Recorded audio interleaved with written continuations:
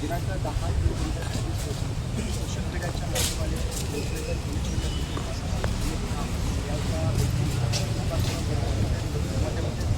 करण्याचं भाष्य केलं होतं. त्याबद्दल त्यांना त्यांच्याबद्दल सुनवाई करण्यासाठी आज या ठिकाणी आपण आलो आहोत. आपल्यासोबत संपूर्ण समाजातील यंग अशी पूर्ण वकीलची टीम आहे. त्यांना आपण विचारणार आहोत की आज या ठिकाणी आरोपीला सादर केल्यानंतर सत्र न्यायालयाने काय या ठिकाणी आपलं आदेश दिलेला आहे ते आपण विचारूया. आपल्यासोबत वकील साहेब आदरणीय वकील साहेब आपले या ठिकाणी स्वागत आहे. काय म्हणाल आज आपण या ठिकाणी कोर्टमध्ये जेव्हा आदेश करण्यासाठी आले तर ज्यावेळेस त्याला कोठडी देण्यात न्यायालयाने, परंतु आता त्यांचं म्हणणं काय, तुम्ही काय या ठिकाणी कमिटमेंट केली किंवा काय तुमचं मागणी काय? जो आरोपी रुपेश झा आहे त्याच्यावर दिनांक 11/3/26 रोजी मध्यरात्री 1:25 वाजता गुन्हा दाखल झालेला आहे आणि सदर केसमध्ये गुन्हा यासाठी दाखल झाला आहे की त्याने सोशल मीडियाद्वारे बाबासाहेबांबाबत अपशब्द वापरलेले आहेत आणि महिला भगिनींना देखील त्याने अपशब्द वापरले. त्या अनुषंगाने या केसमधील जे फिर्यादी आहेत कुणाल गायकवाड यांनी बोईसर पोलीस स्टेशन येथे FIR नोंदवली. त्या अनुषंगाने हा गुन्हा घडलेला आहे. ॲट्रॉसिटी ॲक्ट त्याच्यामध्ये लावलेला आहे. बरेच कलम याच्यामध्ये लावून घेतलेले आहे.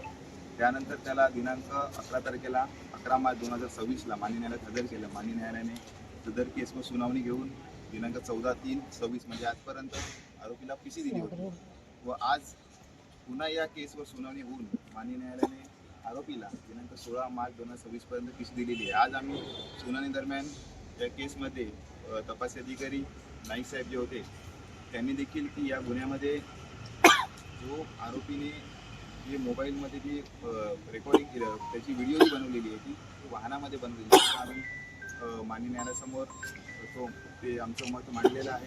तसेच तपासी अधिकाऱ्यांनी देखील ते मत मांडलेलं आहे आणि सरकारी वकील जे होते त्यांनी देखील त्यांचं मत मांडलेलं आहे आणि आम्ही जवळजवळ या केसमध्ये सरकारी पक्षाला मदत व्हावी या इंटरव्ह्यू म्हणून जवळजवळ 20 वकिलांनी फिर्यादीच्या वतीनं मान्य न्यायालयामध्ये वकीलपद दाखल केलेलं आहे आणि आम्ही देखील मान्य न्यायालयामध्ये जी बाजू मांडलेली आहे की ते जे टेम्पो आहे ते टेम्पो जप्त होणं आवश्यक आहे आणि ते टेम्पो कोणाच्या मालकीचं आहे याबाबत तपास केला पाहिजे आणि त्या अनुषंगाने मान्य न्यायालयाने आरोपीची दिनांक 16/3/26 पर्यंत PC दिलेली आहे आणि आता बघू 16/3/26ला आरोपीला हजर करतील. त्यावर सगळी कारवाई पोलीस त्यांचा तपास करत आहेत. यामध्ये हेही पाहिलं जातं की ज्यावेळेस तो एक पोस्ट शेअर करण्यात आली होती त्या पोस्टला लाईक करणारे किंवा ती व्हिडिओ व्हायरल करणारे असे जे काही व्यक्ती आहेत ते सोशल मीडियावरती आपल्याला पाहायला मिळते. मग त्यांच्याही अगेन्स्ट काही सह आरोपी म्हणून तुम्ही काही या ठिकाणी मागणी केलेली आहे? आपण सांगितलं आहे युक्तिवाद दरम्यानच की या केसमध्ये ज्यांनी व्हिडिओला लाईक केलेत किंवा त्यांनी ते मेसेज केले असेल तर त्यांना देखील त्याच्यामध्ये अटक झाली पाहिजे आणि त्याबाबत चौकशी झाली पाहिजे असं आपलं मत आहे. ह्या आरोपीबद्दल एक ही पार्श्वभूमी आहे की त्या व्यक्तीने मुस्लिम समाजाच्या व्यक्तीमध्ये किंवा समाजामध्ये सुद्धा तेढ निर्माण करणारं असं काही भाष्य केलं होतं, तर त्याबद्दल सुद्धा या ठिकाणी डिटेल आपल्या वतीने करण्यात आलेलं आहे. हां, त्याच्यामध्ये रिमांड रिपोर्टमध्येच नमूद केलेलं आहे की 74/2026 CR नंबरप्रमाणे मुस्लिम बांधवांनी देखील मन दुखवल्या कारणाने FIR बोईसर पोलीस ठाण्यामध्ये दाखल केलेली आहे.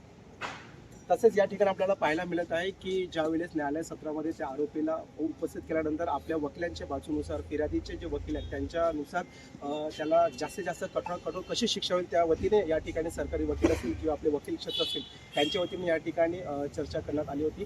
तरी सदर न्यायालयाने त्या व्यक्तीला आरोपीला 2 दिवसाची पोलीस कोठडी सुनावली आलेली आहे. पुढील तपास पोलीस अधीक्षक साहेब करत आहेत, माननीय नाईक साहेब करत आहेत. बघूया आपण या विषयाचा सविस्तर रिपोर्ट आपली न्यूजच्या वतीने